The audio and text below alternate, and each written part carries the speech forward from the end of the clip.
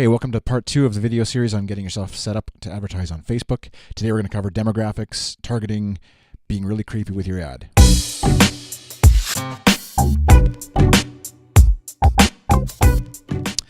Now we get into things that you can do on Facebook that make it really unique for advertising, where you can actually target certain demographics of people and people groups, and Facebook can very quickly tell you roughly how many people are going to be either seeing your ad or have the possibility of seeing your ad.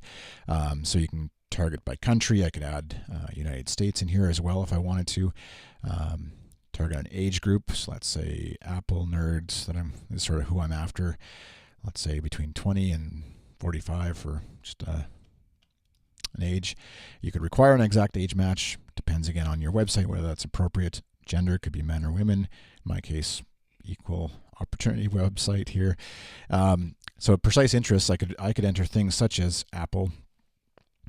So people who have specified on their Facebook profile an interest in Apple. Maybe I do interest in iPhone, just because that's another Apple product. It presents a whole list, as you can see. Narrow it down as specific as you want. So if you were only going to be talking to people who have brand new iPhone 5s or maybe just really old iPhones, you can target those audiences, clicking and adding their interests. And as you're doing this, you'll notice that over in the right-hand side, the number of people that you're targeting changes because Facebook is telling you roughly, in my case now, 13.6 million people live in Canada or the United States between 20 and 45 and list some of these interests. So in addition to that, I can do very broad topics, categories. Maybe I want to target small business owners or people who are interested in science and technology. So that narrowed it down really quickly. You can see from 13 million down to 770,000. So maybe the reason why, you might look at it and think, well, I should just target everybody, but really you don't want to target everybody. Maybe your website or business is only appropriate for people who would be interested in hunting or food cooking or, in my case, technology. And so really I don't want to hit a broad market because then I'm wasting ad impressions or clicks on people who probably aren't that interested in what I'm doing.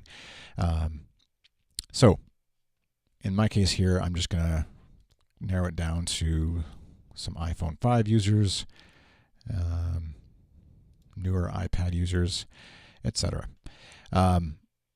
The advanced connection targeting, you can target people who are already connected. Again, this assumes you have a Facebook page of some sort already, or events, and you can target people who are already connected to your thing. So let's say you had a Facebook page for your business. You wanted to really target those people for maybe an auxiliary service or feature your website offers. That's where you could enter your Facebook page. Or you could target people who aren't. So you wouldn't then hit the people who already know about you and already like your Facebook page. You can ignore them and not waste your advertising on them. And again, similarly here, you could target people who are friends of your event. So maybe I like your page, but your friends don't yet, but there's a good chance you'll be talking to your friends about it. And if you're talking to them and they see a Facebook ad about it, it just helps to keep your brand, your business, your website top of mind for them. So, and again, like I said, you can go down very specific in the advanced targeting options: single, relationship, married, engaged. If there's a language-related specificity to your websites that might apply, or you only want people who have college grad or who only work at a certain place, you can get very specific with your advertising. The campaign pricing and schedule section is where you can just give it a name. This is how you'll know. So this is how you'll know what your ad is in your reports and things like that, as you maybe have a couple of campaigns going. And you can then specify, I want to only spend this amount per day or this amount for the life of my campaign. So in my case, I'm going to say I want only $10 per day, and I can run it continuously, it'll never end until I come back and tell it to stop, which obviously is what Facebook would like you to do. Or you can just set it to a certain schedule. So I want it to start on Friday and on the following Friday at, let's say, 3:30. And optimizing it for clicks or optimizing it for impressions. Clicks is basically where you only pay if somebody actually clicks on your ad, so that it could appear a million times, and if nobody clicks on it, you wouldn't pay. If you optimize for impressions, it would appear. If it appears a million times, doesn't matter whether anybody clicks on it, you're still going to pay. So you're kind of going for top of mind versus actual actions on your ad, and you can see that the price will change. So 22 cents per 1,000 impressions is what they are sort of recommending I bid, versus $1.75 per click. And so basically the way this works is up here you can see that there's a suggested bid price in order to get the targeted demographic that I have. If I want to appear at top or near the top of the page on their Facebook ads listed on the side of their timeline, I need to pay somewhere between $1.19 and $3.23 US dollars. And so basically what that amounts to is it's like an auction. So I'm bidding to have my ad appear ahead of another company's ad that's also targeting similar demographics. And so just a matter of choosing whether you want. So I could pay $3.50 per click if I really wanted. It was a really important ad campaign I needed to run, and I definitely wanted to always appear at the top. Or if it's more of an ongoing ad campaign and it can just appear somewhere on the page, I'd probably hit it in the lower end of that suggested bid.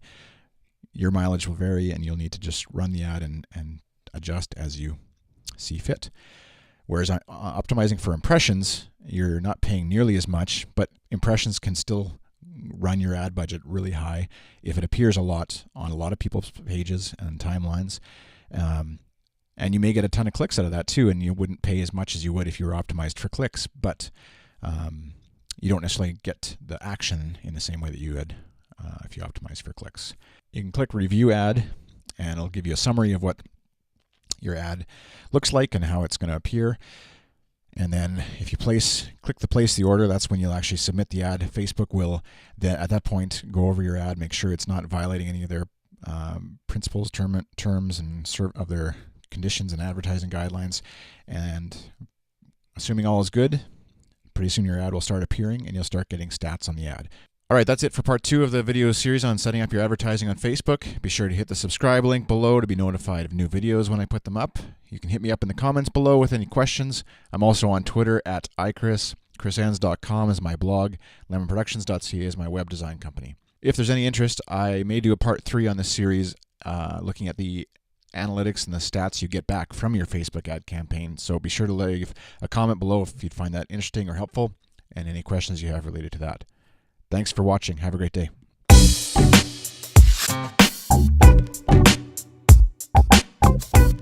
Hey, welcome to part 2 of Ad Getting Your... Today we'll cover geographical... No.